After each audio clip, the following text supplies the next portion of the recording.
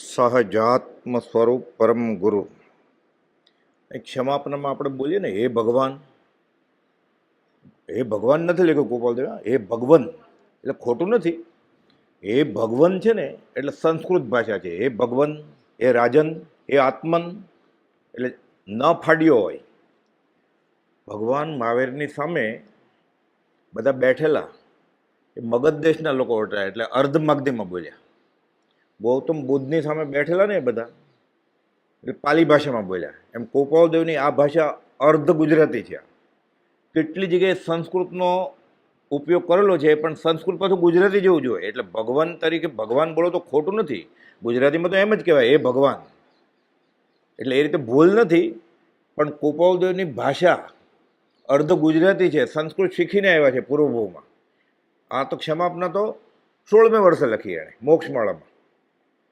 એટલે અર્ધ ગુજરાતી ભાષા છે. હે ભગવાન, ત્યારે આવું બધું ક્યારે શીખ્યો કે ન ફાડ્યો કરવાનું નહીં. હે રાજન, ભાવના બોધમાં બધી વાત છે. હે આત્મન. એટલે આ બધું જેમ જેમ હું સૂક્ષ્મ વિચારથી ઊંડો ઉતરું છું, એમ ખબર પડે કે કોઈ બધું નક્કી પૂર્વમાં શીખીને આવ્યા છે ક્યાંક. એટલે આપણે હે ભગવાન બોલીએ તો ખોટું નથી.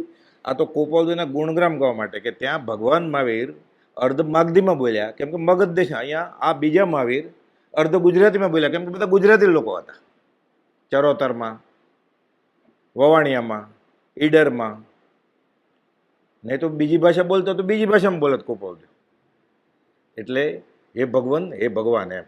એટલે અર્ધ ગુજરાતી ભાષા છે. કેટલી જગ્યાએ તો બ્રહ્મચારી જે પત્ર સુધામાં 1200 પત્ર લખ્યા છે, એકદમ સ્પષ્ટ ગુજરાતી જ ખાલી. એણે ઇંગ્લિશે અરે ભેળ્યું નથી. નહીં તો I mean, I personally feel, એવી વાત જ નથી. આઈ મીન આઈ મીન નહીં. ગોપાલદેવ મીન કરે છે એ જ. પણ ગોપાલદેવ તો પૂર્ણ જ્ઞાની હતા. વિચરે ઉદય પ્રયોગ. એટલે ભગવાન મહાવીર જેમ અર્ધ ગુજરાતીમાં બોલ્યા છે. શ્રી રાજચંદ્ર પ્રભુ ચરણ કમળમાં મૂકો, મુજ મસ્તક ભાવે ભક્તિ નહીં હું ચૂકું.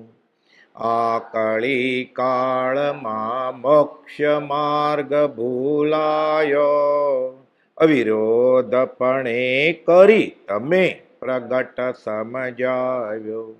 અવિરોધપણે કરી તમે પ્રગટ સમજાવ્યો. પરમાત્મા શ્રીમદ રાજચંદ્ર ભગવાનના વચનામૃત વંચાય છે. વ્યાખ્યાન સાર 6ઠી નોંધમાંથી 11મો બોલ. સક્રિય જીવને અબંધનું અનુષ્ઠાન હોય એમ બને જ નહીં. જે હજી મન વચન કાયના યોગ પ્રવર્તાવે છે. આપણે જેમ ગૃહસ્થ વ્યવહારમાં હોય તો બંધ હોય જ. પછી ધર્મકરણી કરે છે, પણ હજી સક્રિય છે, ઉપયોગ સહિત કરે છે, ઈચ્છા સહિત કરે છે. એને અબંધનું અનુષ્ઠાન હોય જ નહીં. ક્રિયા છતાં અબંધ ગુણ સ્થાનક હોતું નથી. ક્રિયા કરે છે ને, પછી શુભ ક્રિયા કરતા હોય, બહારથી ધર્મની ક્રિયા દેખાતી હોય, પણ એને અબંધનું અનુષ્ઠાન ન હોય, એટલે બંધાય તો ખરા જ. એટલે એને શું થાય? પુણ્ય બંધાય, પણ છૂટવાનું કારણ તો કશું ઓર રહું સાધન છે. એટલે યશોજી મહારાજે જે 8 દ્રષ્ટિની સજાઈ લખી છે ને, એમાં મૂળ શ્રીપાળનો રાસે એણે રચ્યો છે. એમાં અનુષ્ઠાનની વાત કરી છે કે પ્રીતિ અનુષ્ઠાન. એટલે આપણને ભક્તિને બધું બહુ ગમે ને, એને પ્રીતિ અનુષ્ઠાન કહેવાય. એટલે કરવાનું જ છે. પ્રતિક્રમણ પ્રીતિ અનુષ્ઠાન છે કે મારે કરવું જોઈએ એમ કરીને પ્રાયશ્ચિત કરે. પછી સામાયિકમાં આવી જાય સમતામાં, આ ભક્તિ અનુષ્ઠાન છે. એટલે આમ તો એ પણ એવું જ છે, પણ શાસ્ત્રમાં એનો અર્થ બતાવ્યો છે કે કોઈને પોતાની મા કે બાપ એની ઉપર પ્રેમ અને પત્ની ઉપર પ્રેમ હોય, તો ફરક શું? પત્ની સાથે જે પ્રેમ છે એ પ્રીતિ અનુષ્ઠાન છે, અને મા બાપ સાથે જે પ્રેમ છે એ ભક્તિ અનુષ્ઠાન છે. એકમાં પ્રીતિ છે, પ્રેમ ભાવ છે, એકમાં પૂજ્ય ભાવ છે. આટલો ફરક. એટલે જેમ જેમ આગળ વધે, આ તો વ્યવહારિક દાખલો આપ્યો સમજાવવા માટે. આજે તો બધું ઊંધું હોય છે પાછું, પણ શાસ્ત્રમાં આવા દાખલા જ્ઞાનીઓએ સમજમાં બેસે એટલે આપ્યા છે. એટલે મૂળ આપણે આમાંથી ઉપદેશબોધ પ્રકટવાનું, અને મૂળ સિદ્ધાંત સમજવા માટે દ્રષ્ટાંત આપ્યું હોય. એટલે ઘણા દ્રષ્ટાંતમાં જ અટકી જાય કે મન મહિલાનું રે વાલા ઉપરે બીજા કામ કરન, એમ શ્રુત ધર્મે મનન દઢ ધરે જ્ઞાનાક્ષેપક વન. જો ગોપાલદેવે લખ્યું છે કે મન આખો દિવસ પતિ કે પત્નીને યાદ કર્યા કરવાના, એ વાત નથી. આ દ્રષ્ટાંત છે એમાંથી સિદ્ધાંત પરિણમવાનો છે. પણ જ્ઞાનીને ખબર છે કે સામેવાળા જીવોને હજી આત્માર્થમાં પાપા પગલી છે, એટલે એને જે અનુભવ છે શ્રોતાને એ પ્રમાણે દ્રષ્ટાંત આપે. એટલે નહીં તો ઘણા વાર અડધું પકડી લે કે જો આ કીધું છે, પછી બીજામાં આવે જ નહીં ને તો પછી ક્યારે ત્યાં રહી જાય તો. એટલે આવા બધા દાખલા હોય. એટલે આ પ્રીતિ અનુષ્ઠાન અને ભક્તિ અનુષ્ઠાન, પછી જેમ જેમ આગળ વધે ને વચન અનુષ્ઠાન, એટલે જ્ઞાનીના વચન પ્રમાણે જે વર્તે ધર્મની કરણીમાં. જ્ઞાનીએ તો છૂટવા માટે કરણી કરી છે, પછી આ બંધાવામાં ન કરે. એટલે ધીરે ધીરે એની વ્યવહારિક સારી દેખાતી ક્રિયાઓ ઘટતી જાય અને આત્માર્થે બધી ક્રિયા લેખે લાગવા માંડે. અને આગળ જતા પછી એને અસંગ અનુષ્ઠાન થાય, ત્યાં એને રસ જ ન હોય.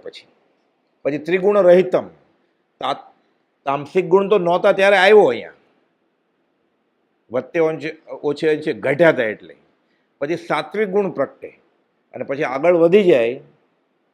પછી ધીરે ધીરે પણ સાથે પૂર્ણ હોય એટલે રાજસિક ગુણ આવે. એટલે ભોગ ઉપમો તો મજા જ આવે ને. શરીર તગડું હોય તો મજા આવે, બહુ પૈસા હોય તો મજા આવે, સારી ગાડી હોય, સારી લાડી હોય, સારી વાડી હોય મોટી તો ગમે. પણ પછી રાજસિક વૃત્તિ ઘટતી જાય નહીં. એટલે તામસિક ગઈ, પછી રાજસિકે જાય, પછી આગળ જતા સાત્વિક રહી, એ સાત્વિકે ઘટી જાય. પછી ત્યારે ત્રિગુણ રહિતમ, ત્યારે ગુરુજી બને. પછી આત્મિક જ્ઞાન. એવા સદગુરુ ભગવાનને હું નમસ્કાર કરું છું. એટલે આપણે બહુ તો ક્યાં અટકી જાય? સાત્વિક ગુણ હોય ત્યાં અટકી જાય. એટલે એકાંતે નિષેધ નથી, પણ એ વ્યવહાર જેમ જેમ આગળ વધે પછી એને અનમુદ આત્મા સિવાયની કોઈ પણ વાતમાં એને રસ ન હોય. જ્યોતિષમાં, મંત્રતંત્રમાં, દવા કરવામાં, લોક વ્યવહારના કામ કરવાના, આ બધા શ્રાવકના કે ઉદાર સજ્જનના કે માર્ગાનુસારીના ગુણ છે. આત્મજ્ઞાન કશું ઓલરાઉન્ડ સાધન છે. એટલે જ્યારે કાંતા દ્રષ્ટિમાં આવે, આ પાછો પ્રસંગ બનેલો છે. કુપાઉદેવ પછી તો જેમ જેમ ઉંમર વધતી ગઈ, ઉંમર એટલે વધતી ગઈ એટલે આમ તો 33 વર્ષને 5 મહિના જ હતી, પણ એ કુપાઉદેવની વાત કરીએ છીએ આપણે. અસ્વસ્થ શરીર. પછી લઘુશંકા દીર્ઘશંકા પણ જ્યાં હોય ત્યાં જ કરતા, દૂર ન જાય જંગલમાં. પછી મુંબઈથી થર્મોકોલનું બોક્સ મગાવ્યું અને એમાં લઘુશંકા કરે. વારે ઘડે ક્યાં ફેંકવા જાય? એટલે સાધુએ ઉપાશ્રયમાં લઘુશંકા કરે પાત્રમાં, પછી ઘણું ભરાઈ જાય, પછી ફેંકવા જાય, પરઠવા જાય એમ કહેવાય. એટલે મુંબઈથી થર્મોકોલનું બોક્સ મગાવ્યું ને એમાં લઘુશંકા દીર્ઘશંકા કરે. છેલ્લે કુપાઉદેવને સંગ્રહણી, એટલે એવો વારે ઘડીએ સંડાસ જવું પડે. થોડુંક જ જાય. વજન જ 28 કિલો હતો તો કેટલું ખાધું કેટલું હોય કે સંડાસ આવે? એટલે મળ કેટલોક ભેગો થાય? તો ભેગું થાય. પછી મનસુખ દેવશી ને એ બધા, સોમચંદ માસુકરામ, પછી બધા ફેંકવા જાય. એટલે કુપાઉદેવને કહે છે પછી કે આમાં સુગંધ આવે છે જાવંત્રી જેવી, કસ્તુરી જેવી. કુપાઉદેવ તને એમાં નવાઈ શું લાગે છે? છઠ્ઠી દ્રષ્ટિમાં જીવ આવે, કાંતા દ્રષ્ટિમાં, ત્યારે એ થાય જ. ત્યારે એને ગુણ પ્રગટ હોય અનમુદ. પછી એને શરીરના, જ્યોતિષના, મંત્રતંત્રના, સમાજ સેવાના એક પણ કામમાં રસ ન હોય. ખાલી આત્મામાં જ, આત્મામાં સમાઈ જાય. આ 8 દ્રષ્ટિની સજ્જાઈમાં છઠ્ઠી દ્રષ્ટિમાં, કે તને ખબર નથી, છઠ્ઠી દ્રષ્ટિમાં જીવ આવી જાય પછી આવું થાય, સુગંધી આવે. એને આમ ઔષધિ લબ્ધિ પ્રગટે. એટલે એનો પેશાબ કે થૂક આપણે ચોપડીએ ને તો ગુમડું મટી જાય. એ વાપરે નહીં, પણ કોકને ખબર પડી જાય. પછી કોકને ખબર પડી ગઈ હોય અને આ જીવને માથે કોઈ ન હોય એટલે બધાને કહેતો ફરે કે આમ કરીએ ને તો આમ થાય. એટલે ગુરુજી અસદગુરુ છે આમ મૂળમાં, પણ આ લબ્ધિ પ્રકટી છે ત્યાગ વૈરાગને લીધે. અને માથે કોઈ ન હોય એટલે કે હા બરોબર, એટલે એને આનંદ આવે. એટલે અનમુદ નથી, એને મુદ આવે છે, આનંદ આવે છે આમાં. કે સમાજ સેવાના કામ કરો, લોકોનો રોગ મટાડી દો, મોતિયા ઉતરાવી દો, લોહીના બાટલા ચડાવી દો. એટલે આવો ગુણ થાય એટલે પછી એને કર્તાપણાનું અભિમાન આવે કે હું કેટલા બધા કામ કરું છું પરોપકારના. રીધિ સીધી ભ્રષ્ટ થઈ જાય, પછી અટકી જાય. એટલે આગળ અસંગ અનુષ્ઠાન થાય પછી. એટલે કુપાલદેવ કહે છે કે જ્યાં સુધી આ ન હોય, ક્રિયા છતાં અબંધ ગુણ સ્થાનક હોતું નથી. એટલે આવી ક્રિયા કરતો હોય એ બંધાતો જ હોય. શુભ કરે એટલે દેવગતિ બાંધે. અહીંયા આત્મામાં તો કામ શું છે? બધી ગતિ ટાળવાનું છે. 4 ગતિની ફારગતિ તો પંચમ ગતિ થાય. આ મોક્ષ માર્ગનું લક્ષણ છે. અને સામાન્ય જીવને તો દેહાધ્યાસ તો છે જ, એટલે બધાને આ બહુ ગમે. એટલે એવી જગ્યાએ વધારે ગર્દી થાય. અને ખાલી આવી સૂકી વાત હોય તો રેતીનો કોળિયો લાગે. એટલે કુપોલદેવ બોધ કરતા હોય એટલે 10, 15, 25 જણા હોય, અને ધર્મ નામે એ જ વાત બીજા કરતા હોય. કોઈ જૈન સાધુ હોય તો બેસવાની જગ્યા ન હોય. કેમ? આવા જ કામમાં ગમે લોકોને, કેમ કે અનાદિકાળનો અભ્યાસ છે ને, રાતોરાત કેમ જાય? એટલે પછી શાસ્ત્રમાં પછી લખ્યું છે કે મોક્ષ માર્ગના ટોળા હોય જ નહીં. સક્રિય જીવને અબંધનું અનુષ્ઠાન હોય એમ બને જ નહીં ક્યારે. ક્રિયા છતાં અબંધ ગુણસ્થાનક હોતું નથી. એટલે અનુષ્ઠાન પછી કરે ને, પછી યશવી મારે જે લંબાણપૂર્વક સમજાયું છે, તો ધર્મની કરણી કરે તો પહેલાં તો વિષ અનુષ્ઠાન કહ્યું કે ઝેર છે તું આ બધું કરે છે. કેમ ઝેર છે? એને ભૌતિક ફળ જોઈએ છે. એટલે કોઈ સાધક કે મંદિરમાં આવ્યો હોય મુમુક્ષુ, જો ભૌતિક ફળ માટે પ્રાર્થના કરતા હોય તો એને વિષ અનુષ્ઠાન કીધું છે, ઝેર રૂપે પરિણામ છે. તને ફળ તો મળશે જ પાછું. એટલે માનતા માની હોય અને એવું કરતો હોય, વર્ષી તપ કરે, 8 ઉપવાસ કરે તો ફળ મળે પણ ખરું. પણ આ વિષ અનુષ્ઠાન છે, અને 99 તપ કહેવાય.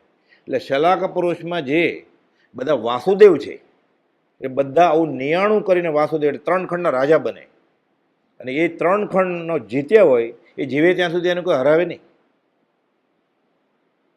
અને ખૂબીની વાત એ છે, જ્યારે વાસુદેવ હોય ત્યારે ચક્રવર્તી ન હોય. કેમ? ચક્રવર્તી 6 ખંડના ધણી છે, એટલે ચક્રવર્તી એને હરાવી દે. પણ ચક્રવર્તીને હરાવે તો 6 ખંડ આના 3 ખંડ 9 ખંડ ક્યાંથી લાવવા? વધારે વધારે 6 ખંડ જ છે એક ક્ષેત્રે.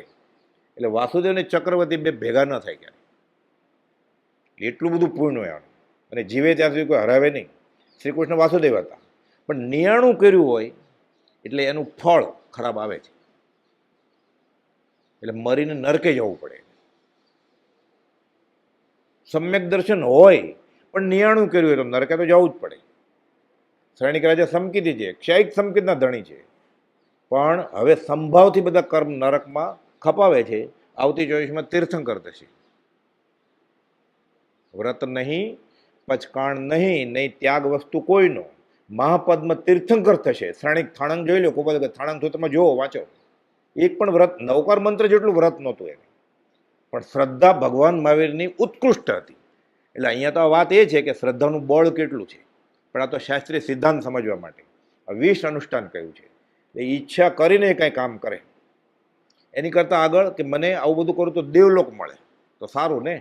આ ગરલ અનુષ્ઠાન છે, સ્લો પોઈઝન, ધીરે ધીરે મારી નાખશે. ઓલું તરત જ મારી નાખે.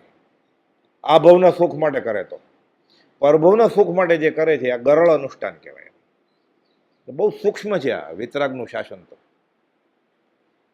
એટલે રીતિનો કોળિયો જ લાગે. આ વચનામૃત વિતરાગના પરમ શાંત રસ મૂળ ઔષધિ ભવરોગના, જેને ભવમાંથી છૂટી જવું છે એની માટે દવા છે. કાયરને પ્રતિકૂળ છે. આ હરિનો માર્ગ છે શુરાનો, નહીં કાયરનું કામ. જો ડરી જાય. આ તો ભડકો છે. અહીંયા તો બધું એવું જ છે. પ્રેમ પંથ, પાવકની જ્વાળા, દેખી પાછા ભાગો છે ને, આવું નહીં કે આપણે કંઈ સુખ જ નહીં ભૌતિક, એની કલ્પના સુખની એવી છે. તો એટલે આને ગરલ અનુષ્ઠાન કહ્યું કે ધીરે ધીરે મારશે. ઓલા કરતાં થોડુંક સારું કે આ ભૂમાં ભલે હું સુખી ન થાઉં, ગાડી લાડી વાડી બધું બહુ ન મળે, પણ પછી દેવલોકમાં તો જઈશ એટલે ધીરે થોડા વખત પછી એ ઝેર બહાર આવશે. આ વિષ અનુષ્ઠાન, ઓલું ગરલ અનુષ્ઠાન ઘણા બધા કરે એટલે કરતા હોય, એને કંઈ મતલબ જ ન હોય. ઓક સંજ્ઞાય, લોક સંજ્ઞાય, સંપ્રદાય સંજ્ઞાય, કે મારા બાપા કરે છે, મારી મા કરે છે, અમારું કુટુંબમાં કરે છે, અમારા જ્ઞાતિમાં તો આમ જ હોય. અને અનઅનુષ્ઠાન કહેવાય. કાંઈ ન્યુટ્રલ અમ્પાયર, ફાયદો નહીં નુકસાન નહીં, કર્યા કરે. એને કંઈ ભાવ હોય જ નહીં કે બધા જાય, ચાલો જાય, બધા બોલે એટલે બોલે જોરથી જાય. અને આગળ પછી વચન અનુષ્ઠાન, જ્ઞાનીના વચન અનુસાર છૂટવા માટે ક્રિયા કરે એને તદ અનુષ્ઠાન કહેવાય. એ પ્રમાણે તદ. અને પછી આગળ જતા અમૃત અનુષ્ઠાન આત્મામાં જ આવી જાય. એટલે કૃપાલદેવ જેવા યુગ પુરુષો અમૃત અનુષ્ઠાનમાં હોય. એટલે 1000 પત્રમાં ક્યાંય વ્યવહારની વાત કરી જ નથી. એટલે સામાન્ય જીવને ગળે ન ઉતર્યા. એટલે ઓળખાણ કેમ થાય કે અનાદિકાળનો એનો અભ્યાસ છે. એટલે છેલ્લું અમૃત અનુષ્ઠાન, એટલે લંબાણપૂર્વક. અને ખૂબીની વાત એ છે પછી જૈન ધર્મમાં પણ જૈન લોકો આંબેલની ઓળી કરે ને, શ્રીપાળ રાજાની વાત કરીને, એટલે કોઢ મટાડવા માટે પછી એ અનુષ્ઠાન કરી સ્નાત્ર કરીને એ પ્રક્ષાલ હોય ને, પછી એ પાણી આમ છાંટે બધી, રોગ મટી જાય. અમી છાંટના એ યશોજી મહારાજે આ લખ્યું છે. પાછું શ્રીપાળનો રાસ કરંતા એને પાછું પોતે લખ્યું છે કે મને સમ્યક દર્શન ક્યારે થયું? શ્રીપાળનો રાસ કરંતા અમૃતરસ વછૂટ્યો, એટલે એને અમૃત અનુષ્ઠાન. પછી એને લંબાણપૂર્વક વાત કરી છે. એ મૈણા સુંદરી અને શ્રીપાળ લગ્નની પહેલી રાતે વાત કરે છે કે આપણે હવે વિતરાગ ધર્મનું આરાધન કરીએ. નમસ્કાર કરવા જાય છે. ઓલો કહે છે મને અડતી નહીં, હું તો રોગી છું, કુષ્ઠ રોગ છે મને. એટલે એને ખબર પડી ગઈ કે આ છે આવો કુબડો, પણ આ કોઈક સારા સંસ્કારી કુટુંબનો છે. નહીં તો આવી વાત ન કરે. પહેલી રાતે અડવા ન દે એટલે આ તો પગે લાગવા જતી હતી. પછી વાત કરે છે તો કે આજે આજથી આપણે હવે બંને જણા સાથે મળીને વિતરાગ ધર્મનું આરાધન કરશું. અને પછી વાત આવે છે એમાં કે અશુભ કર્મ અને શુભ કર્મનો નાશ કરશું. શુભ કર્મનો નાશ કરવો છે. વિષ અનુષ્ઠાન નહીં, ગરલ અનુષ્ઠાન નહીં, અન અનુષ્ઠાન નહીં, વચન અનુષ્ઠાન એટલે તદ અનુષ્ઠાન એ પ્રમાણે, અને પછી અમૃત અનુષ્ઠાન અને સદગતિએ ગયા. હવે એ જ ક્રિયા ધર્મની લઈને કોઈ એવી સમજાયું કે આમ કરીએ તો આમ થાય, એટલે ક્રિયા તો સાચી જ છે, આંબેલ કરવાની જ છે. આંબેલની ઓળી કરવાની છે. ઓળી આવે ત્યારે નહીં, રોજ આંબેલ કરવાની છે. થતું હોય તો સ્વાદનો ત્યાગ એ આહારનો ત્યાગ છે. જે બાકીનું જે હતું એ પકડાઈ ગયું. એટલે આ વિષ અનુષ્ઠાન કરે છે આ. એટલે વિતરાગની વાત પણ પછી કોડ મટી જાય તો કોરોના કેમ ન મટી જાય? એટલે રોગ મટાડવા માટે કર્યા. એટલે આંબેલ કરવાની છે પણ સમજાવણ ઉપકાર છો. ઓળી કરવાની જ છે પણ સમજાવણ ઉપકાર છો. એટલે ગોપાલદેવ કહે છે કે મિથ્યા સક્રિય જીવને અબંધનું અનુષ્ઠાન હોય એમ બને જ નહીં. ક્રિયા છતાં અબંધ ગુણ સ્થાનક હોતું નથી. આ તો પૂર્ણ પુરુષ છે ગોપાલદેવ. એમને બોલ્યા છે હું બીજો મહાવીર છું? જે ભગવાન મહાવીરે વાત કરી છે એ જ વાત કરી છે. તો સાથે બીજી બી કરો, બીજી નહીં. મૂળ માર્ગ સાંભળો જીનનો. મૂળ માર્ગ કેવો છે? તીર્થંકરના હૃદયમાં આ વાત હતી એ કહે છે. એટલે ઝીલવું એ અઘરું થઈ પડ્યા, પણ વાત છે મેનાની. પ્રભુસિંહજી કહેતા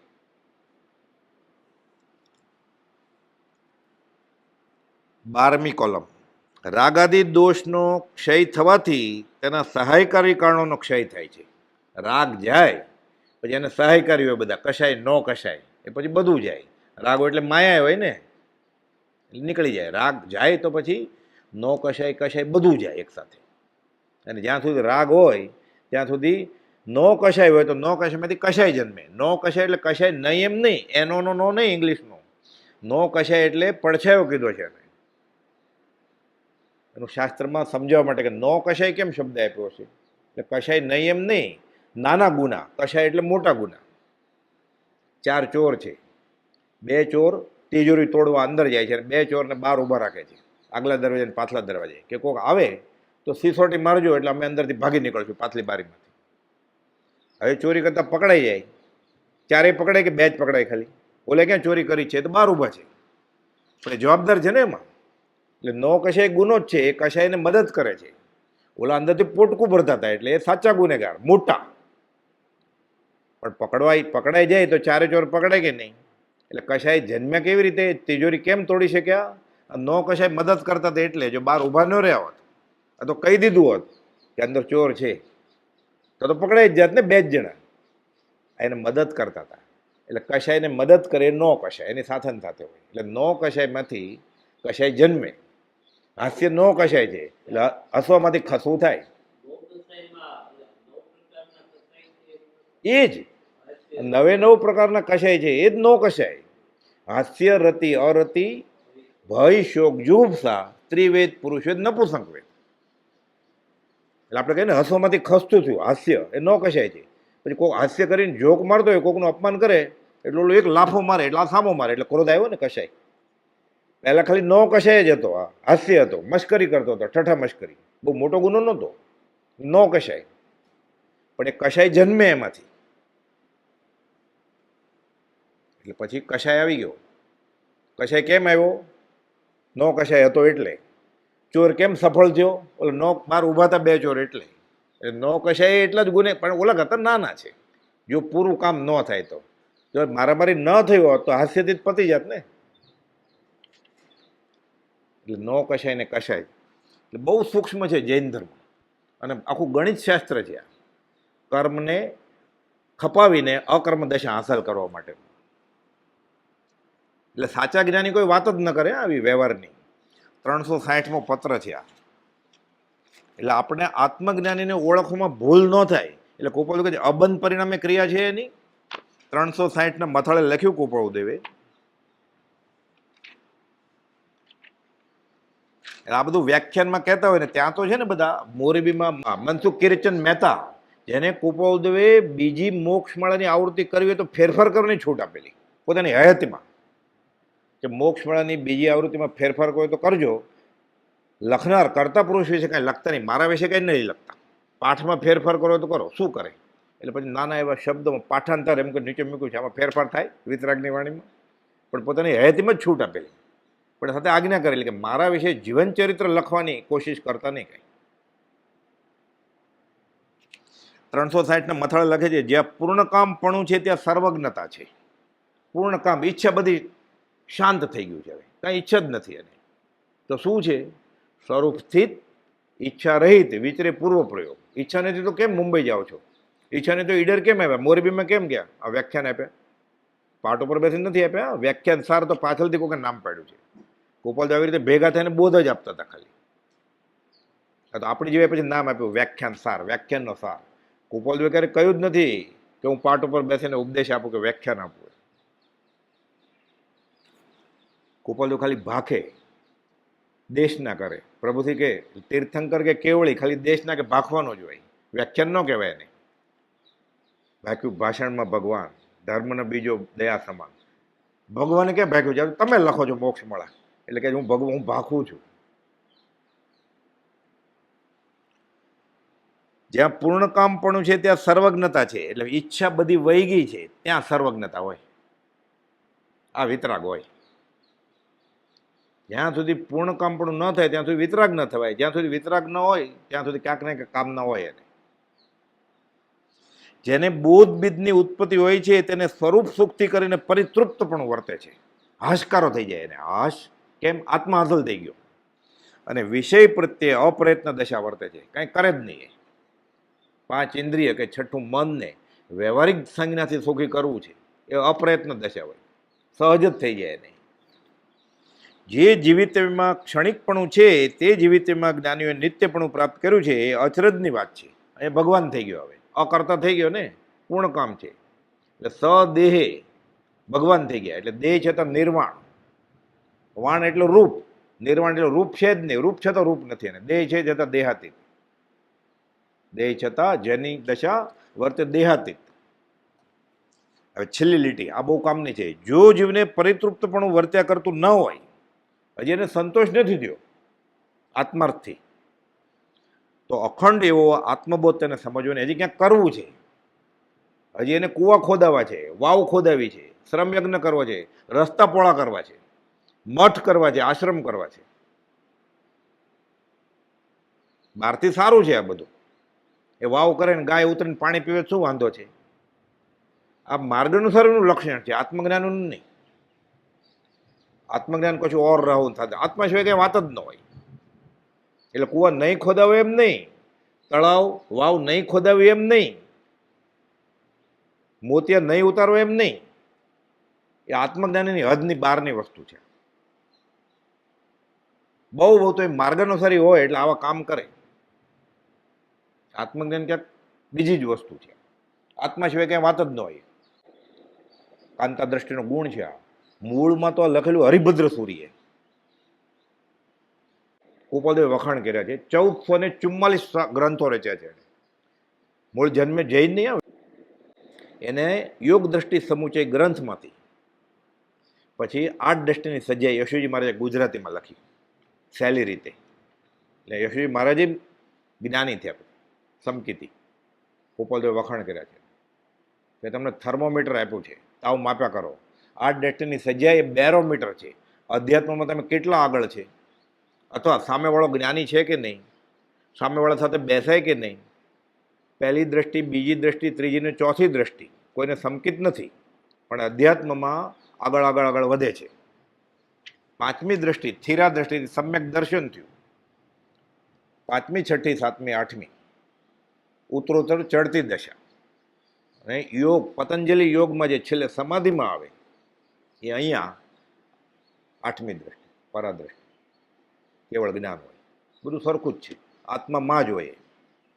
સાતમી દ્રષ્ટિમાં શ્રુત કેવળી જેવું જ્ઞાન હોય, આઠમી દ્રષ્ટિમાં પૂર્ણ જ્ઞાન, કેવળ જ્ઞાન હોય. જંક્શન બધું સરખું જ મળે, બધી નદીઓ મહાસાગરમાં આવીને મળે. પણ સમજવા માટે જ્ઞાનીઓએ ઘણા રસ્તા બતાવ્યા છે. જેવું જીવને પરિતૃપ્તપણે વર્તા કરતું ન હોય, એટલે આવું બધું કરવું હોય, ખાલી આત્મા સિવાયની વાત છોડીને બહારથી સારી ગણાતી, તો પણ અખંડ એવો આત્મબોધન ન હોય.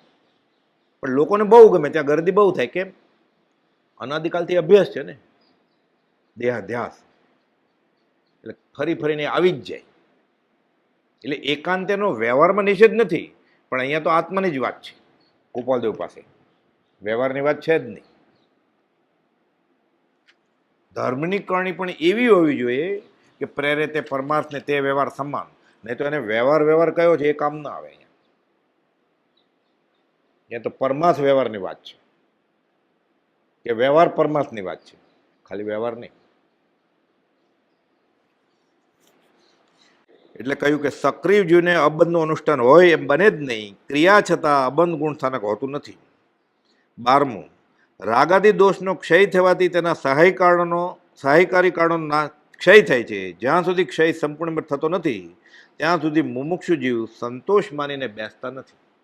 બેસી ન જાય, નહીં તો કૃતકૃત્ય લાગે, મેં કેટલું બધું કામ કર્યું. એટલે પછી સમાજ રત્નનો એવોર્ડ મળે, લોકો પગે લાગે, અને ભોળા બળા જીવો એને ગુરુજી માને, આત્મજ્ઞાની. એને આમ આનંદ આવે, ચાલે. પછી 13મું બોલ, રાગાદી દોષ અને તેના સહાયકારી કારણોનો અભાવે બંધ થતો નથી. રાગાદીના પ્રયોગે કરી કર્મ હોય છે, તેના અભાવે કર્મનો અભાવ સર્વ સ્થળે જાણવો. પાછી આ બહુ કડક વાત લખી. રાગ આદિ દોષ અને તેના સહાયકારી કારણોના અભાવે બંધ થતો નથી. એટલે રાગ એ ન હોય અને રાગને સહાય કરે એવા કારણો પણ ન હોય તો બંધ થતો નથી. નહીં તો બંધ થાય જ. એટલે અંશે પણ એને પોતાનું નહીં તો બીજાનું ભલું કરવું છે, આત્મા સિવાયનું, તો બંધ તો પડવાનો છે. રાગ આદિ દોષ અને તેના સહાયકારી કારણોના અભાવે બંધ થતો નથી. સહાયકારી કારણો હોય જ નહીં, પછી એને એવી વૃત્તિ ઉઠે જ નહીં ને, પરિતૃપ્ત થઈ ગયો છે. જ્યાં પૂર્ણ કામપણું છે ત્યાં સર્વજ્ઞતા છે. હમણાં એવું નહીં, હજી એને ક્યાંક કરવું છે એટલે અટકી જાય, પછી શુભમાં અટકી જાય. અને ક્રિયા કરતા હોય તો અસદ અભિમાન થાય ક્રિયાનું, પછી એમાં રીધી સીધી પ્રગટે એટલે એમાં અભિમાન થાય. અને ફોરવે તો ફોરવે એટલે પડી જ જાય. અને કાં તો પુણ્ય પ્રકૃતિ બાંધવી છે એવું થઈ જાય. અને કાં પૂજા આદિ સત્કારથી પરાભવ પામે. આવી બધી બહુ ક્રિયા કરે એટલે બહુ બહુમાન મળે.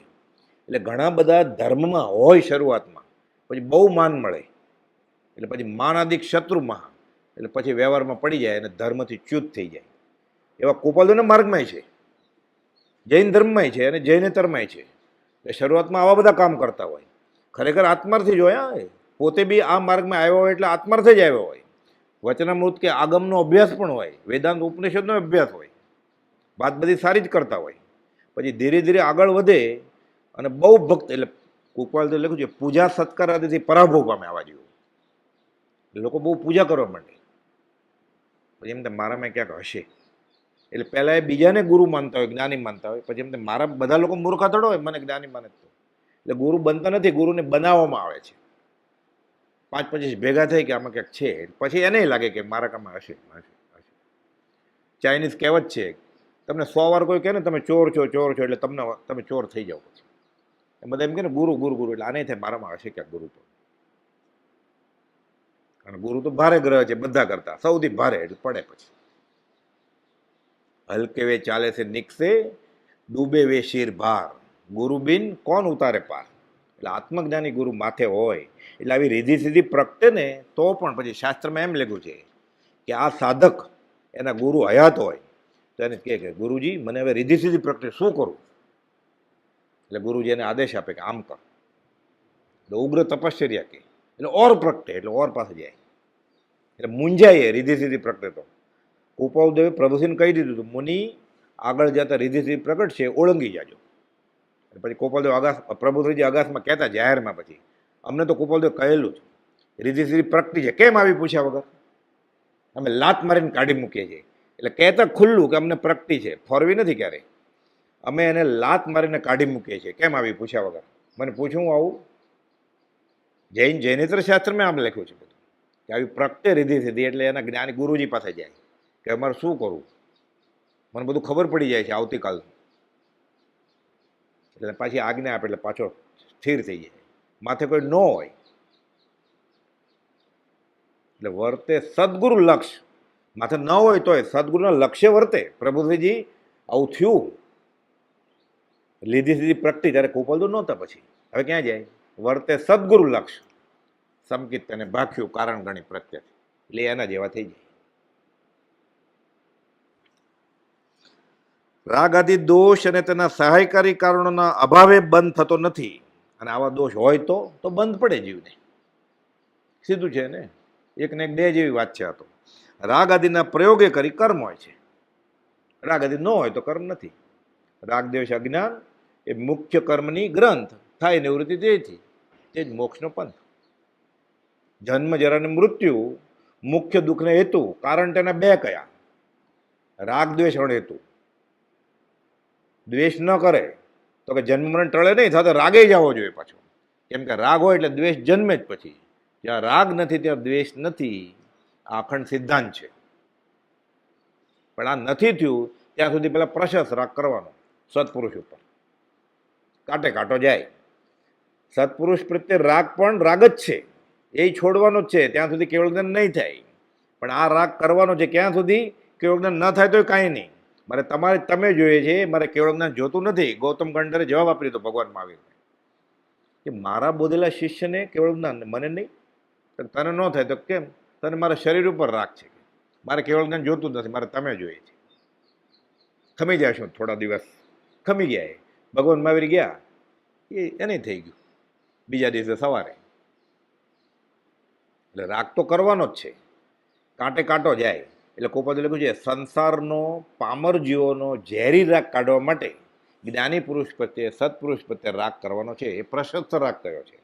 જંગલમાં જાતો હોય એકલો, કાંટો વાગ્યો, ક્યાં સર્જનને બોલાવે, ક્યાં ઓપરેશન થિયેટર ગોતે, સ્ટરીલાઇઝેશન કરીને બધું, એટલે બીજો કાંટો ગોતે અણીવાળો. એ કાંટો લઈને કાંટે કાંટો કાઢી નાખે. એ કાંટા બે ખીચમ મૂકે કાઢીને, પછી શું કરે? આગળ બરોબર હવે જોઈને ચાલે કે ધ્યાન નહીં રાખવું તો કાંટો વાગશે. એટલે થોડો ઘણો અંશે કાંટો રહી ગયા હોય બીજા, એ પછી એને વાગે નહીં. કાંટે કાંટો કાઢ્યો એટલે પછી એક જાય, નીકળી જાય જંગલમાંથી, ભાવસાગર તરી જાય. પછી ઓલો જે કાંટે કાંટો કાઢ્યો, બે કાંટા ફેંકી દેવાના ને, છેલ્લે બે ફેંકી દે. પછી પણ જ્યાં સુધી ઓલો કાંટો નથી નીકળ્યો ત્યાં સુધી ઓલો કાંટો રાખવો પડે ને. અંદર બટકી ગયો ઓલો નાનો કાંટો તો ઓલો મોટાથી નીકળે. પછી બધું ગણિત શાસ્ત્ર જ છે. આ કઈ વાત જ નથી ટેલા ટપકાની, બેન્ડ વાજા નગારાની. રાગાદી દોષ અને તેના સહાયકારી કારણોના અભાવે બંધ થતો નથી. રાગાદીના પ્રયોગે કરી કર્મ હોય છે, તેના અભાવે કર્મનો અભાવ સર્વ સ્થળે જાણવો. બધી આમ જ છે કે વસ્તુથી જ એમ છે. આયુ કર્મ સંબંધી કાઉન્સમાં લખ્યું છે કર્મ ગ્રંથ, એટલે કર્મ ગ્રંથની ક્યાંક વાત હશે, અથવા મનસુખ કિરીચંદ મહેતા બધા શાસ્ત્રના અભ્યાસી, આગમના અભ્યાસી ક્યાંક પૂછ્યું હશે, એટલે એના આધારે ગોપાલદેવ ખુલાસા કરે છે. વિશેષ કાળનું હોય તે કર્મ થોડા કાળમાં વેધી શકાય, એટલે અપવર્તન અને અપવર્તન આ બદલી જાય આમાં. તેનું કારણ પૂર્વનો બંધવાથી તે પ્રકારે ઉદયમાં આવે અને ભોગવાય, એટલે અપવર્તન થઈ જાય. બીજું ત્રુટ્યું. ત્રુટુ શબ્દનો અર્થ બે ભાગ થવા એમ કેટલાક કરે છે, પણ તેમ નથી. આપણે વ્યવહારમાં બોલીએ, કોઈ નાની ઉંમરે ગુજરી જાય ને કે હાઈવે ઉપર એક્સિડન્ટ થઈ જાય એમ કે એનું આયુષ તૂટી ગયું, તૂટે જ નહીં ક્યારે. ગોપાલદેવ સમજાવે છે ત્રુટુ શબ્દનો અર્થ બે ભાગ થવા એમ કેટલાક કરે છે, પણ તેમ નથી. ત્રુટ્યું હોય તો એક ટુકડો સાથે લઈ જાય ને, સાથે ન લઈ જાય કાંઈ. એટલે કોઈકનું 20 વર્ષનું આયુષ હોય અને 10 વર્ષે એક્સિડન્ટ થાય એટલે ત્રુટ્યું, એટલે 10 વર્ષ બીજા ભાવે 100 ને બદલે 130 વર્ષ જીવશે કે 25 ને બદલે 35 વર્ષ જીવશે, એવું નથી. આ કર્મગ્રંથની વાત છે. ત્રુટ્યું શબ્દનો અર્થ બે ભાગ થવા એમ કેટલાક કરે છે, પણ તેમ નથી. કુપોલને ખબર છે ઘણા બધા ન કરાય એવા અર્થ કર્યા છે, ખોટા અર્થ કર્યા છે. સમયસર નાટકના ખોટા અર્થ થયા છે બધા શાસ્ત્રોના. યશુજી મહારાજે ભૂલ કરી છે. કુપોલજો લખ્યું છે કે છદ્મસ હતા, હજી પૂર્ણ જ્ઞાન નહોતું, એટલે આ નાની એવી ભૂલ રહી ગઈ છે. પછી લખ્યું છે કુપોલજોને નાની એવી ભૂલે ખબર છે કે સાચું આમ છે, આ થાણાંગ સૂત્રમાં નથી, આ ભગવતી સૂત્રમાં છે એમ કરી પાછા કે 7મા અધ્યાયનો ઉદ્દેશ આટલો. એટલે કેવળ જ્ઞાન થવાના હજી વાર છે, કુપોલજોને પૂર્ણ જ્ઞાન છે. સમયસર નાટકના અર્થ મોટા મોટા ધુરંધર વિદ્વાનોએ કરેલા છે. કુપોલજોએ ત્યાંય પાછા અર્થ કર્યા છે. આપણે રોજ બોલીએ છીએ ને સમતા રમતા ઉરતતા ગાયકતા સુખભાસ, એ સમતાનો અર્થ. લોકો શું કરે છે સમતાનો અર્થ? અહીંયા ક્રોધનો હોય, અહીંયા એ અર્થ નથી. અહીંયા આ જીવ અજીવ વિભક્તિ, જીવના ગુણ શું ને અજીવના ગુણ શું, એ બનારસીદાસજીએ સમયસર નાટકમાં લખ્યું છે. એનો આ દોહો છે ઉત્થાનિકાનો, જીવાજીવ અધિકારનો. કુપોલજો એ ઉપાડ્યો ને સૌભાગભાઈને મોકલ્યો છે કે જીવ કોને કહેવાય ને અજીવ કોને કહેવાય. આજે આપણે બોલીએ છીએ નિત્યક્રમમાં સવારે સમતા રમતા ઉરતતા ગાયકતા સુખભાસ વેદકતા ચૈતન્યતા, આ જીવના લક્ષણ છે. પછી કુપોલજોએ અજીવના લક્ષણ નથી લખ્યા. એ સમયસર નાટકમાં બનારસી લખ્યા છે કે તનતા મનતા વચનતા જડતા જડ સંમેલ લઘુતા ગુરુતા ગમનતા, એ અજીવ કા ખેલ છે. એટલે સમતા એટલે શું? ક્રોધ નહીં, એ સમતા નહીં. અહીંયા સમતા એટલે સમત્વ, અસંખ્યાત પ્રદેશ આત્મા કીડીમાં જશે કે હાથીમાં જશે, પ્રદેશો સરખા જ રહેશે. આ સમતાની વાત છે. અસંખ્યાત પ્રદેશ આત્મા નરકમાં જશે, 33 કરોડ સાગરોપમાં અનંત કાળ પીડાયા કરશે, એક પણ પ્રદેશ એનો ઓછો નહીં થાય. પછી આવશે ત્યારે એના પ્રદેશ એટલા જ હશે. આ સમત્વ ગુણ, અગુરુ લઘુ ગુણની વાત કરી છે. આ સિદ્ધાંતની વાત કોને ખબર હોય? અને સમયસર નાટક આ બનારસીદાસ જો સમયસર વાંચેલું પછી સમયસર નાટક લઉં, પછી સિદ્ધાંતની ને એવી બધી વાત કરેલી છે. કુપોલજોએ બધું વાંચી લીધું છે. ક્યારે વાંચ્યું એ ખબર નથી, ભણીને આવ્યા છે બધું. પ્રભુ પૂર્વ કમાણી બહુ લાવ્યા. એટલે વાત કરે છે કે અહીંયા આ સમતાની વાત છે. સમજાયું છે, એક એક શબ્દના અર્થ કરે છે, સમતા રમતા ઉરતતાના. બીજા સમયસર નાટક ગ્રંથના અર્થ સમજવા અહીંયા છે. મોટા મોટા પુસ્તક 100-200 વર્ષ પહેલાં, એમાં અર્થ આ લખ્યો હોય. એ કેવી રીતે? આ જીવનો ગુણ નથી.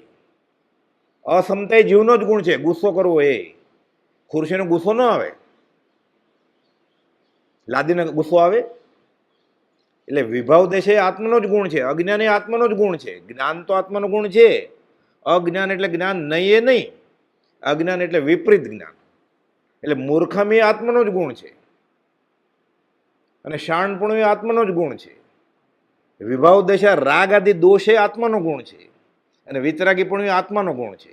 પણ આવી રીતે જીવ અને અજીવના ગુણ જાણે તો પોતાને ખબર પડે ને કે હું જીવ છું કે અજીવ છું. એટલે જડ એવા શરીરના ગુણ જાણે તો એને ખબર પડે કે હું જીવ છું. નહીં તો શું થાય? અથવા દેહ જ આત્મા, હું શરીર છું. એ શરીરનું સુખ એ મારો સુખ, અનંત કાળામાં તો ગયો. એટલે જે જડના ગુણ જાણતો નથી એ જીવના ગુણ કેમ જાણે? એટલે 6 દ્રવ્યોનું જ્ઞાન હોવું જોઈએ. એમ ઊંડા ઉતરવાની જરૂર નથી. જ્ઞાનીના આધારે જેટલું જરૂર હતું એટલે કુપોલજો કહી દીધું છે બધું. એને માટે દ્રવ્યનિયોગ હાથમાં લઈને પાછું પીએચડી નથી થવાનું લાઇબ્રેરીમાં જઈને, નહીં તો પાછો વેદ્યો થઈ જાય. બહુ શાસ્ત્ર વાંચે તો વેદ્યો થઈ જાય, બહુ ક્રિયા કરે તોય ક્રિયાજડ થઈ જાય પાછું. એટલે જ્યાં જ્યાં જે જે યોગ્ય છે, એટલે આપણને કેમ ખબર પડે? જ્યાં જ્યાં જ્ઞાન ન થાય ત્યાં સુધી. એટલે કુપોલજોએ કહ્યું છે એમ કરવાનું. ત્રુટુ શબ્દનો અર્થ બે ભાગ થવા એમ કેટલાક કરે છે, પણ તેમ નથી. જેવી રીતે દેવું ત્રુટુ એટલે દેવાનો નિકાલ થયો, દેવું દઈ દીધું, એના અર્થમાં વપરાય છે. તેવી રીતે આયુષ ત્રુટુ એ શબ્દનો આશય જાણવો કે પતી ગયું હવે, તો બાકીનું રહી ગયું, બાકીનું રહી ન જાય. કંઈ સોપક્રમ એટલે શિથિલ, એકદમ ભોગવી લેવાય તેમ. સ ઉપક્રમ એટલે સ વત્તા ઉ વ્યાકરણની સંધિ છે. સોપક્રમ, સ ઉપક્રમ એટલે કારણ એવું મળી જાય તો એકદમ ભોગવી લેવાય. એટલે સોપક્રમી આયુષ્ય હોય એટલે 70 વર્ષ જીવવાનો છે, પણ સ ઉપક્રમ છે. એટલે 15 એમપીમાં આંગળી નાખે હમણાં તો સોપક્રમ આયુષ્ય હોય એટલે તરત જ 15મે વર્ષે મરી જાય. તો બીજા 85 વર્ષનું શું થયું? તૂટી ગયું, વહી ગયું. કેમ? એનું સોપક્રમી આયુષ્ય હતું. એટલે આપણે વ્યવહારમાં બોલાય છઠની પાંચમ ન થાય, છઠની પાંચમ થઈ જાય સોપક્રમી આયુષ્ય હોય તો. વીજળી પડે માથે તો કુંડળીમાં હતું કે 75 વર્ષ આ જીવવાના છે, વીજળી પડે તો 55મે વર્ષે મરી જાય, અને સોપક્રમી આયુષ્ય કહેવાય. એટલે શાસ્ત્રમાં બધું વર્ણન છે. વીજળી પડે, ધરતીકંપ થાય, આ કાળમાં બોમ્બ બ્લાસ્ટ થાય, લાવારસ ફાટી નીકળે, સુનામી આવે. આ ઉપક્રમી એમાં તો એમ છે ધ્રાસકો આવે એવું બોલે. એટલે કોઈને એમ કહે ને તમારે ખોટું ખોટું જોક મારવા માટે. એટલે હાસ્ય કેમ હસવું એમાં શું છે? ગુનો શું છે? આનંદ આનંદ કરે તો બધા મળીને. પછી હાસ્ય માટે એવું કે ફલાણા ગુજરી ગયા એટલે ધ્રાસકો પડે, હાર્ટ બંધ થઈ જાય, હાર્ટ એટેક આવે. બોલો તો મરી ગયો, પછી કે હું ખોટું બોલતો હતો, પણ મળદો શું સાંભળે હવે? એટલે વ્યવહારમાં આવું બને છે, ધ્રાસકો પડે ને મરી જાય. એવા કેસ બન્યા છે કે ક્રિકેટમાં ક્રિકેટર આઉટ થઈ જાય 99 રને, એટલે જે ટીવી જોતો હોય એ મરી ગયા હોય એવા દાખલા બનેલા છે કે 100 રન ન થયા. એ આ બનેલો દાખલો છે. 1986માં મારો જે જુનિયર હતો, થાણા નામના મુંબઈના એક પારામાં રહે, એક દિવસની રજા ઉપર હતો, કેઝ્યુઅલ લીગ કહેવાય. મને નામે યાદ છે, સચિન વૈદ, મહારાષ્ટ્રનો હતો. એ બીજે દિવસે આવીને પછી વાત કરે છે કે મેચ ચાલતી હતી, એ મેચ ચાલતી હતી એટલે જ એણે રજા લીધેલી. એણે બહુ શોખ હતો એને મેચ. મને તો બેટ પકડતા આવડતું નહીં એટલે મેં રજા નહોતી લીધી. રન ખબર પડી જાય તો આ બધા કહે જ ને વાત. તો પછી તો બીજે દિવસે વાત કરે છે કે મારી પાડોશમાં, ત્યારે તો ટીવી શરૂમાં આવ્યા હતા, હજી કલર ટીવી ન હોય, બહુ પૈસાવાળા તો હોય કે જાપાનથી મગાવ્યું હોય.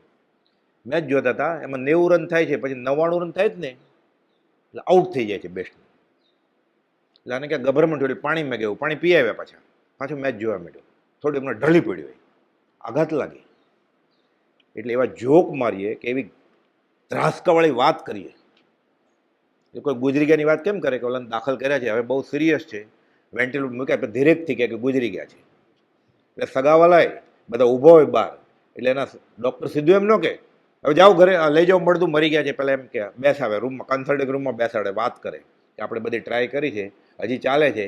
પણ ધીરે ધીરે ખબર પડે કે આ બધા ઝીલે એમ છે. પછી કે ખાસ કાંઈ બ્લડ પ્રેશર ઊંચું આવતું નથી અને કાર્ડિયોગ્રામમાં કંઈ દેખાતું નથી, હવે બંધ જેવું જ છે. પછી એમ કે તા તો જુનિયર ડૉક્ટરને કહી દઉં એટલે આવે કે હવે બંધ થઈ ગયું છે. બંધ તો 10 મિનિટ પહેલાં થઈ ગયું હોય, પણ સીધું કહે તો એમાંથી એક મરી જાય. એટલે રિપોર્ટે કહેવાનો હોય ને, એટલે મૂળ દર્દીઓને બહાર બેસાડે, નાના ઉંમરના સગાવાળાને બોલાવે કે તમારા બાપુજીને, તમારી બાને, સૌથી સલામત એની પુત્રવધૂને બોલાવવાની. સાસુ બહાર બેઠી હોય આઈસીસીયુમાં, એને રિપોર્ટ ન કહી દે, વહુને કહેવાય કે તમારી સાસુને આમ છે. એટલે બહુ ધ્રાસકો પડે જ નહીં ને વહુને તો.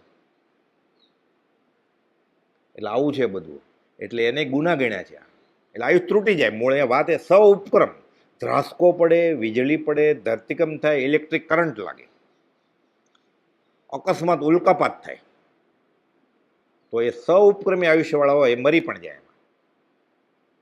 એટલે આપણે ગમે તેમ બેફાન 4 નંબરના પ્લેટફોર્મ ઊભો રહે અને તુફાન એક પરત આવે છે 100ની સ્પીડે, કે હાથ પોળા કરીને ઊભો રહે, પગ પોળા કરીને, આંખ બંધ કરીને, ઓલો વિસલ મારે છે તો એ ખસે નહીં તો શું થાય? થાણા સૂત્રમાં લખ્યું છે કે ઝાડની છેલ્લી ડાળી ઉપર ઊભો રહે અને હિંચકા ખાય તો છઠની પાચમ થઈ જાય, આયુષ તૂટી જાય. આગમમાં લખેલું છે કે આયુષ તો ફિક્સ છે ને, એટલે હું બેફામ વર્તું, ખાવું એ ખાઓ, પીવું એ પીવું, એમ નથી. વિવેકપૂર્વક જીવવાનું છે. આયુષ લઈને આવ્યો છે બરોબર છે, એ રાખી મૂકવાનું છે. બ્રહ્મચારી લખે છે કંજૂસના ધનની જેમ એક એક સમયનો ઉપયોગ આત્માર્થે કરવાનો છે, તો જ વાપરવાનું છે આયુષ્ય. લોભીની જેમ બેફામ નથી વાપરી નાખવાનું. વર્લ્ડ ટૂર કરે, નાયગ્રા ફોલ જેવા જાય, ટાઈમ પસાર. તારે આગળ ટાઈમ ક્યાં છે? અનોન કાલથી રખડતા રખડતા આ મળ્યું 5-25 વર્ષનું આયુષ્ય, તારે આગળ ટાઈમ ક્યાં? તો કે ટાઈમ પસાર કરવા માટે ટાઈમ છે તારી આગળ? આ ટાઈમ પસાર કરવા માટે જાય છે હજી તો. એ ક્યાં ગયા? ટાઈમ પસાર કરવા માટે. એની આગળ કેટલો બધો ટાઈમ છે. આ કેટલો ધનાઢ્ય જીવ છે આ. બ્રહ્મચારી કે કંજૂસના ધનની જેમ વાપર સમય. તારી આગળ ક્યાં સમય છે એટલો બધો કે તારે ટાઈમ પસાર કરવો પડે? એટલે છાપા વાંચવા પડે, ટીવી જોવું પડે, યુટ્યુબ જોવું પડે, ફેસબુક જોવું પડે. ટાઈમ પસાર કે ફ્રેશ થવા. કર્મ ઘટ્યા વગર ફ્રેશ થાય કોઈ? ક્યાં જવાના છે? થાઈલેન્ડ, સ્વિટ્ઝરલેન્ડ જવાના છે. કેમ? ફ્રેશ થવા માટે. કર્મ ઘટ્યા વગર ફ્રેશ થયો કોઈ જાણ્યો હજી સુધી? કોઈ ફ્રેશ થવા માટે ગોવા ગયો, થાઈલેન્ડ ગયો અને ફ્રેશ થઈને આવ્યો, એવો કોઈ જીવતો દાખલો છે? વધારે દુઃખી થાય ત્યાં જોયા એટલે કે મારે તો આવું નથી, મારે પાડોશીને તો આવું છે. દેરાણી દુઃખી થાય, જેઠાણીના છોકરા તો ત્યાં રહે છે અમેરિકા, હું મોકલું. પડે એક પડ્યો એની પાછળ બીજો પડે, એની પાછળ ત્રીજો પડે. કોઈ ફ્રેશ થાય આવી રીતે? એટલે આ બધું આમાંથી આ શીખવાનું છે. આ તો સિદ્ધાંતની વાત છે બધી. એમાંથી ઉપદેશબોધ પકડવાનો છે આપણે. ઉપક્રમ આયુષ્ય એટલે શિથિલ આયુષ્ય હોય એકદમ ભોગવી લેવાય, ખપી જાય, તૂટી જાય. નિરુપક્રમ એટલે નિકાચિત. નિરુપક્રમ એને કોઈ ઉપક્રમ લાગુ ન પડે. નિકાચિત આયુષ્ય હોય, જડબે સલાક. તીર્થંકર, નારકીના બધા જીવો ગમે એટલી વેદના હોય આયુષ તૂટે જ નહીં એનું. કે ઇલેક્ટ્રિક કરંટ આપો તમે 250 નહીં 2000 વોલ્ટનો, તો એ મરે નહીં.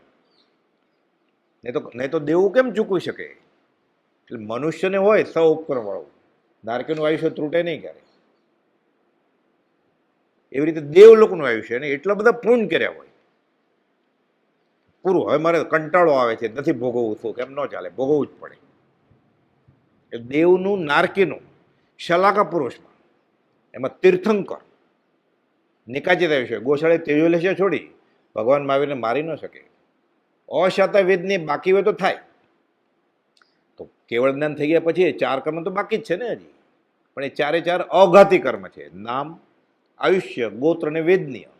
વેદનીય સામાન્ય રીતે જ્ઞાનીને શાતા વેદનીય જ હોય, પણ અશાતા વેદનીય હોય. ભગવાન મહાવીરને અશાતા વેદનીય હતું. તો 6 મહિના સુધી ભગવાન મહાવીરને થલ્લે જાય ત્યારે સંડાસમાં વિષ્ટા સાથે લોહી પડતું, એમ કલ્પસૂત્રમાં લખેલું છે. પણ મારી ન શકે, નિકાચિત આયુષ્ય હોય. એટલે તીર્થંકરને, બીજા શલાકા પુરુષને, દેવને, નારકીને, જુગલિયાને નિકાચિત આયુષ્ય હોય. અને અકર્મ ભૂમિના તિર્યન જો હોય, ગાય ભેંસ, એ નિકાચિત આયુષ્ય હોય. એટલે કમો તો મરે જ નહીં, એટલો પુણ્ય હોય એના. એમાં એમ વાત છે શાસ્ત્રમાં, તો સમજવા માટે કેટલું આ સૂક્ષ્મ છે વિતરાગ દર્શન, કે અકર્મ ભૂમિના ગાય ભેંસ છે ને એને દેવલોકના કરતાં વધારે સુખ છે. એ બળદને કોઈ ખેતી ન જોડી શકે. અકર્મ છે, કર્મ છે જ નહીં, અસીમસી ખેતી નથી ત્યાં, તો એને કોણ લઈ જાય ખેતી કરવા માટે? ત્યાં માણસો જુગલિયા જ છે, ખેતી કરતા જ નથી, કમાવા જતા જ નથી.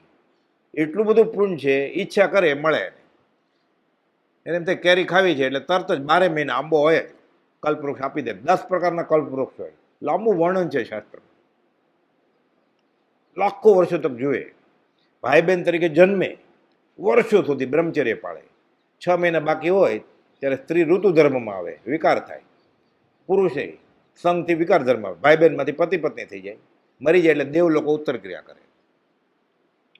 સાદડી ગોઠવવાની જ નહીં, મોકણની વાત જ નહીં. કેમ કે અશાતા વેદની બાંધ્યા જ નથી, તો ખોટું ખોટું રોવું ન પડે. પછી બધું ગણિત શાસ્ત્ર છે આ. એટલે દેવને, નારકીને, શલાકા પુરુષોને, ચરમ શરીરીને અને જુગલિયાઓને નિકાચિત આયુષ્ય હોય, નિરુપક્રમ. દેવ, નારક, જુગલિયા 63 શલાકા પુરુષને ચરમ શરીરને તે હોય છે. એટલે એ જ ભવે મોક્ષે જવાનું હોય. પણ તૂટી શકે હા પાછું. આ તો બહુ સૂક્ષ્મ છે. એક દાખલો આપું ખાલી, બધાને ખબર છે દાખલો. સોપક્રમી આયુષ તૂટે. ગત સુકવાનું આયુષ્ય ઉપક્રમ હતું, એ જ ભવે મોક્ષે જવાના છે.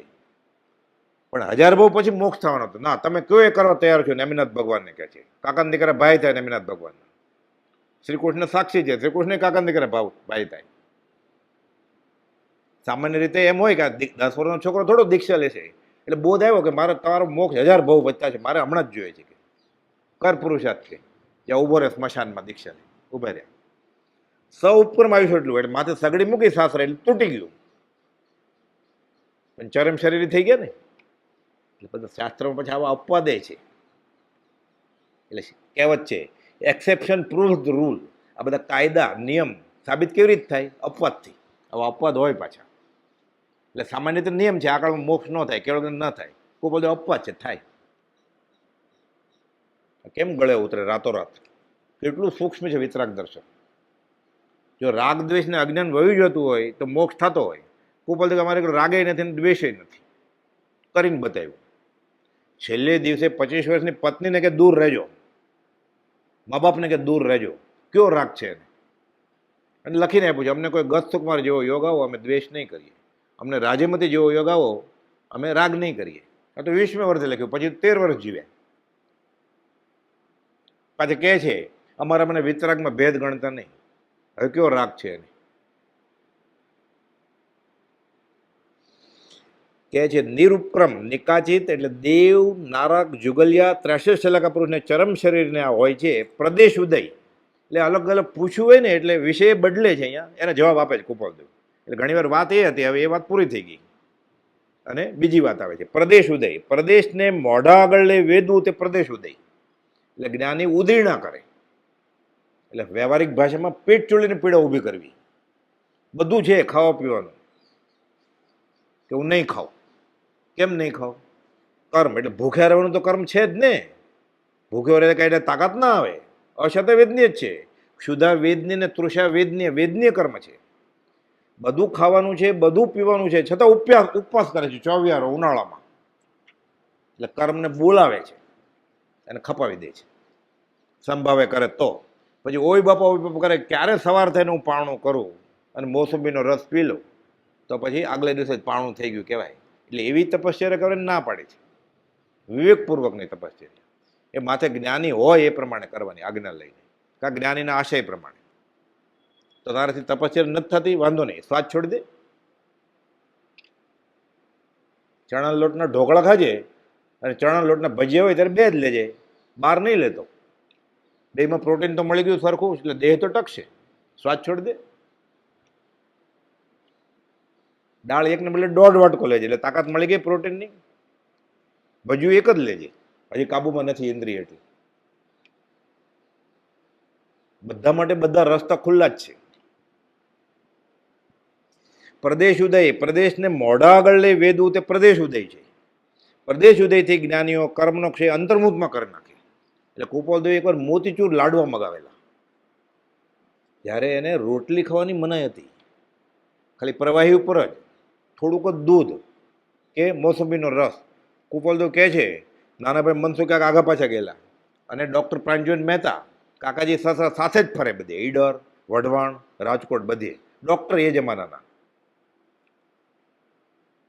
તો શું ખાવાનું, શું પીવાનું એ કુપાલદેવ એ જ નક્કી કરતા. આગા પાછા થયા એટલે તરત જ કુપાલદેવ મોતીચૂર લાડવા લઈ આવો. મોતીચૂર લાડવા ખાધા, ચાસણીને ઘીમાં તરબોળ હોય. પછી શિયાળ નીકળી આખા શરીરે. મનસુખભાઈ આવ્યા, કોણે આપ્યા છે? કુપાલદેવ ધીરે, મનસુખ અમે કહેલું મોતીચૂર લાડવાનું. જે કર્મ ઘણા લાંબા કાળે પૂરું થવાનું છે, 1 મહિને, એ 1 કલાકમાં પૂરું થઈ જાય. આ ઉદય ના કહેવાય. એ જ્ઞાનીને ખબર હોય. બીજાને એમ થાય કે લાડવા ખાવાનું મન થયું છે. દેહ વિલયના થોડા સમય પહેલા આ થોડી આવી સમાંતર વાત છે એટલે કહી દઉં. જૂઠાભાઈ છેલ્લા દિવસોમાં લાડવા લઈ આવો કે તીવ્ર વેદનીય છે. ભગંદરનું પીડા એવી કે સૂઈ નહોતા શકતા, બેસી નહોતા શકતા, ખાઈ શકતા નહોતા. ખાય તો ઠલે જવું પડે એટલે ઘસાય એટલે રાડ બોલે. એ જમાનામાં એવા ઓપરેશન નહીં, લોહી પરવું નીકળે એટલે પછી ઊભા ઊભા આખી રાત પસાર કરવી પડે. બેસે તો એ ભટકાય. પછી એટલી પીડા એટલે આડા બેઠા, આડા સૂતા. પછી કહે છે છેલ્લે દિવસે કે મારે લાડવા ખાવા છે. કોણ? જૂઠાભાઈ કહે છે. રાતને અડધી રાત્રે લાડવા ક્યાંથી મળે? એટલે બધા કહે અત્યારે ન મળે લાડવા, કાલ સવારે આપશું. અને હઠ પકડી મારે લાડવા ખાવા જ છે. એ બધાને એમ કે આ કાં તો એવી વૃત્તિ થઈ ગઈ છે, કાં તો ગાંડ પણ સનેપાત થઈ ગયો છે પીડાને લીધે. એટલે ખોટું કહે છે કે આ 2 જણા ગયા છે લાડવા લેવા. એટલે જેઠાભાઈ કહે છે અત્યારે અડધી રાત્રે લાડવા ક્યાં મળે? તમે ખોટું બોલો છો. હું લાડવા લાવવાનું કહું છું, બાજુના ઘરમાં શીકા ઉપર પડ્યા છે ત્યાંથી લઈ આવો. આ જેઠાભાઈને મોટાભાઈ જયસિંહભાઈ વાત કરી છે, અગાસના પ્રમુખ હતા જાહેરમાં, એટલે હું જેઠાને ઓળખતો નહોતો. એ તો સંપ્રદાયમાં હતા એટલે ઓળખ્યા નહોતા. કુપાલદેવ ઘરે આવેલા એને તોય જમાડેલા તો પણ, વચનામૃત મળેલું પછી તો પણ વચનામૃત અભરાય પર મૂકી દીધેલું એને. એટલે હટ પકડી એટલે બાજુવાળાને ઘરે પછી પૂછે છે કે તમારા ઘરે છે? તો બાજુવાળાને ક્યાંકથી લઈ આવેલા, એટલે કીડી ના ચડે એટલે ઉપર મૂકી આવે ને શીકામાં. જેઠાભાઈ કહ્યું શીકામાં છે લાડવા, એ લઈ આવો. એટલે લઈ આવ્યા. જેઠાભાઈ પડકું ફેરવી જાય છે કે મારે ખાવા નથી. પછી ખબર પડી કે એને અવધિજ્ઞાન થઈ ગયેલું. ત્યારે કુપાલદેવે કયું દેહ છૂટ્યો ત્યારે કે વિતરાગનો પરમ રાગી હતો અને સંસારનો પરમ જુગુપ્સિત હતો. પણ આપણે એટલા બધા પુણ્ય ન હોય કે માયાદેવી આવવાને જીવવા દે કે આપણે બેસીને સત્સંગ કરીએ. એટલે માયાદેવી એને લઈ ગયા એમ. આવા વખાણ કર્યા છે કુપાલદેવે ખેદના પત્રમાં કે એના સહચારીના એટલા બધા પુણ્ય ન હોય કે માયાદેવી એને લાંબુ જીવવા દે. વર્ષો પછી જયસિંહભાઈને પ્રભુસિંહજીનો અને બ્રહ્મચર્યનો સમાગમ ત્યારે ખબર પડી કે જેઠાભાઈને જ્ઞાન થઈ ગયેલું આટલું બધું, સૂતા સૂતા આટલી વેદની મેં એને ઉઘાડ થઈ ગયેલો આત્માનો, એટલે ખબર છે કે પાડોશીના શિકામાં લાડવા છે. તો સીધું કંઈક જ્ઞાની જાદુ ન કરે કે હવે મને જ્ઞાન થઈ ગયું છે, કે નહીં કંઈ. ગોપાલદેવ બાજુમાં તો કે બધા જ ના કે. પ્રદેશને મોઢા આગળ લઈ વેદું તે પ્રદેશોથી જ્ઞાનીઓ કર્મનો ક્ષય અંતર્મુહૂર્તમાં કરી નાખે છે. જે કર્મ ઘણા લાંબા, ગોપાલદેવનું આખું જીવન જ એવું છે, જે કર્મ ઘણા લાંબા કાળે પૂરું થવાનું છે તે અલ્પકાળમાં વેદવા માટે અમને આવો ઉદય છે એટલે મુંબઈ ગયા. અનપવર્તન અને અનુદીર્ણા એ બેનો અર્થ મળતો છે, તથાપિ તફાવત એ છે કે ઉદીર્ણામાં આત્માની શક્તિ છે, કર્મ બોલાવ્યા, અને અપવર્તનમાં કર્મની શક્તિ છે. કર્મ એવું બળવાન છે કે એમાં ફેરફાર ન કરી શકાય, અને અનપવર્તન એમાં ફેરફાર કરી શકાય. એટલે અનઅપવર્તન અને અનુદા બેનો શબ્દ આખા મળતું લાગે. એકમાં આત્માની વાત છે, એકમાં કર્મ સત્તાની વાત છે. એટલે આમ લમણા દુઃખ એવું છે, પણ ગોપાલદેવે અર્થ કર્યો છે આ. એટલે પહેલાં માની લેવાનો, પણ ધીરે ધીરે સમજાય. પછી તફાવત એ છે કે ઉદીર્ણા કરીને એટલે આત્માએ કરીને પોતે પુરુષાર્થી, એટલે આત્માની શક્તિની વાત છે. અને કર્મ એટલું બળવાન છે કે અનપવર્તન એમાં ફેરફાર નહીં થાય, એટલે કર્મની શક્તિ છે. એટલે આમ સમજાય એવું છે, થોડું વિચાર કરીએ તો. પછી આયુષ્ય ઘટે છે એટલે થોડા કાળમાં ભોગવાય છે. આયુષ્ય ઘટી જાય ક્યારે? તૂટી જાય, કમોતે મરાય. હમણાં બે બીજા બોલ છે એ કરી રાખે. અશાતામાં ના ઉદયમાં જ્ઞાનીની કસોટી થાય છે. બધી શાતા હોય ત્યારે તો શાંતિથી, એ સાપની પૂંછડી પગ આવે ત્યારે ખબર પડે. મિથ્યા ક્ષમતામાં હોય પછી ખબર પડે. દેતા શિખામણ ચડે રીસ, પછી ખબર પડે કે એની ભાગદશા પરવારી ગઈ છે. ખાલી નમન નમન કર્યા કરતા હોય, નાદાનો એ વધારે નમતા હોય. નમન નમન મેં ફેરે બોત નમે નાદાન, દગલ બાદ દેઢા નમે ચત્તા ચોર કમાન. કે જે અશાતાના ઉદયમાં જ્ઞાનની કસોટી થાય. આપણે કાંઈ વાંધો નહીં, આપણે દેહાદેહ છે જ નહીં કાંઈ. નાની એવી તકલીફ થાય, ઓય બાપા કરે. ગોપાલ કે 5-5 વર્ષ સત્સંગ કરતો હતો, દેહમાં નાની એવી અશાતા થઈ, બોલાવો ડૉક્ટરને જલ્દી. ઘણાને નિયમ હતો કંદમૂળ નહીં ખાવાનો. કોરોના થયું ને, બધા આદુનો રસ ને મધમાં ચાટવા મળ્યા સવારમાં નરણા કોઠે. વર્ષી તપ કર્યા હોય એવા બધા. અત્યારે કંદ બાધા હતી તો આદુ ને મધ તો અભક્ષ છે. કોરોના મટી જાય ને, પણ ભવરોગ મટશે તારો? બધી દવા કરી, આદુ ને મધનો રસ પીધો, 2 વાર વેક્સિન લીધી, એ કોરોના થયો છે ને મરી હોય ગયા છે. અને જેણે કાંઈ નથી કર્યું એ પાછા જીવી ગયા છે. આયુષ્કર્મના આધન છે. શાતા અશાતા વેદની કર્મ લીધે સુખી દુઃખી જીવ થાય શરીરે, અને આયુષ્કર્મ હોય એને લીધે જીવે કે મરે. આ કેમ સમજાય? એટલે સમ્યક ઉપાય કરવાની ના નથી, અહીંયા તો સિદ્ધાંતની વાત છે. અશાતાના ઉદયમાં જ્ઞાનની કસોટી થાય છે, અને પરિણામની ધારા એ થર્મોમીટર સમાન છે. 8 દષ્ટની સજ્જાય કે તું કેટલો વધ્યો. ગોપાલ કે મને સંકિત થઈ ગયું, કોઈને પૂછવા જવાની જરૂર નથી. કે તું જમવા બેસી ત્યારે ખબર પડશે સંકિત થયું, તું પૈસા ગણીશ ત્યારે ખબર પડશે. તને નાનું એવું છોકરું કે દીકરાના ઘરે દીકરો આવ્યો અને દાદા તેડશે, ઉલ્લુ લુલ્લુ રમાડશે ત્યારે ખબર પડી જશે સંકિત છે કે નહીં. એનો લગ્ન દિવસ આવશે ત્યારે શું કરે છે? સામાયિક કરે છે, ચોવેરો ઉપવાસ કરે છે, કે ક્લબમાં જાય છે? ખબર પડશે સંકિત થયું કે નહીં. હવે આ આયુષ ઘટે છે એટલે થોડા કાળમાં ભોગવાય છે. આયુષ ક્યારે ઘટે જ નહીં. 2 પ્રકારના, કોઈ આપણે નથી કહેતા કમોતે મરી ગયા. હાઈવે ઉપર એક્સિડન્ટ થયો 22 વર્ષના છોકરાનો, ટ્રક નીચે આવી ગયા, તો આયુષ તૂટી ગયું ને? આયુષ તૂટે જ નહીં. 2 પ્રકારના આયુષ છે શાસ્ત્રમાં, દ્રવ્ય આયુષ્ય અને કાળ આયુષ્ય. આપણે જે આયુષ કહીએ છીએ કાળ આયુષ્ય કહે છે. કાળ આયુષ્ય એટલે 5 વર્ષ, 15 વર્ષ કે 100 વર્ષ. અને દ્રવ્ય આયુષ્ય જેમ 8 પ્રકારના કર્મો છે, જ્ઞાનાવણીય, દર્શનાવણી, મોની, અંતરાય. એ આયુષ પણ એક કર્મ છે, એ લઈને આવે છે જીવ. કેવી રીતે આવ્યું? આ જીવ હજી અક્ષય સ્થિતિ નથી પામવાનું, સિદ્ધ શિલાએ નથી જવાનું. એટલે આયુષ્ય બેડી છે, એને બંધાવીને રાખવાનું છે. એટલે આયુષ કર્મના કાર્બન વર્ગણાના પૂતગલો પકડે, એ આત્માનો પ્રદેશ ચોંટે. એટલે આ તો સમજવા માટે ખાલી 1 કિલો ચોંટ્યા માનો, સમજવા માટે. 1 કિલો જેવું છે નહીં કાંઈ, સહેલી ભાષામાં સમજવા માટે. એ એવા 1 કિલો કર્મના આયુષ કર્મ વર્ગણાના પૂતગલો ચોંટાડીને આવ્યો છે આ ભાવમાં. એટલે એ કર્મ ખપે પછી જ બીજી ગતિમાં જાય. જ્યાં સુધી આયુષ પતે નહીં ત્યાં સુધી એક ગતિમાંથી બીજી ગતિમાં જીવ જઈ શકે નહીં.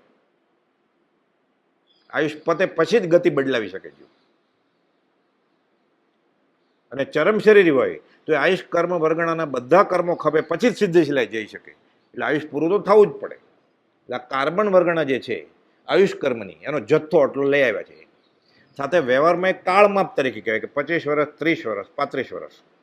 હવે જે 75 વર્ષ કુંડળી પ્રમાણે, હસ્તરેખા પ્રમાણે કે કોઈક જાણકારે કહેલું વિદ્વાને એ પ્રમાણે જીવતો હતો એ વ્યવસ્થિત રીતે, અને પછી એક્સિડન્ટ થાય કે ઉપક્રમી આયુષ્ય એટલે તૂટી જાય તો 35 વર્ષે ગુજરી ગયો 75 બદલે, તો કાળમાં પ્રમાણે આયુષ તૂટી ગયું ને, કમોત થયું ને. તો કર્મના જથ્થાનું શું થયું? એમ નથી. આનો દાખલો છે શાસ્ત્રમાં કે કોઈ કમોતે કે આયુષ તૂટે ને મરતો જ નથી, અને તૂટે તો બીજો ભાગ સાથે લઈ જતો નથી.